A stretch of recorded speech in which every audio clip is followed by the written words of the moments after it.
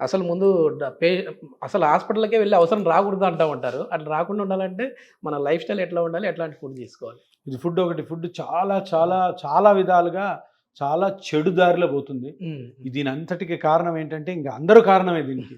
Yes. ఎక్కడెక్కడైతే ఫుడ్‌ని హ్మ్. ఓకే. కొత్త తరహాగా కొనుక్కొని తింటున్నారు. హ్మ్. ఇప్పుడు మీరు ఇంట్లో ఏముంటది? హ్మ్. ఊరు నుంచి బియ్యం తెచ్చుకుంటాం. Yeah. లేదా ఇక్కడ బియ్యం కొనుక్కుంటాం. Mm. కందిపప్పు తెచ్చుకుంటాం. Yes. కూరగాయలు చుట్టుపక్కల కొనుక్కుంటాం. Yeah. లేదా మాంసం తినేవాళ్ళు మటన్ ఇంతే. Yeah. ఇదే మీ ఫుడ్డు. యెస్. యెస్.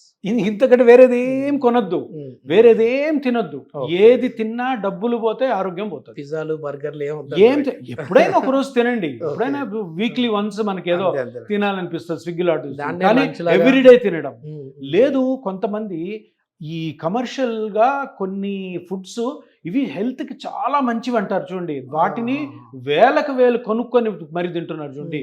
వేలకు వేల డబ్బులు పోతాయి, మీ ఆరోగ్యం చెడిపోతుంది. ఎందుకంటే Yes. అది తినడం తోటి మనం రొటీన్‌గా చిన్నప్పటి నుంచి తింటున్న ఏదైతే బాడీ అలవాటైన ఫుడ్ తినరు. సో న్యూట్రిషన్ కంప్లీట్‌గా లాస్ అవుతుంది. దాంతోటి లేనిపోనివన్నీ ఇంబ్యాలెన్స్ వస్తుంది బాడీలో. లేనిపోని గట్ ప్రాబ్లమ్స్ వస్తాయి, న్యూట్రిషన్ ప్రాబ్లమ్స్ వస్తాయి, మెటబాలిక్ ప్రాబ్లమ్స్ వస్తాయి.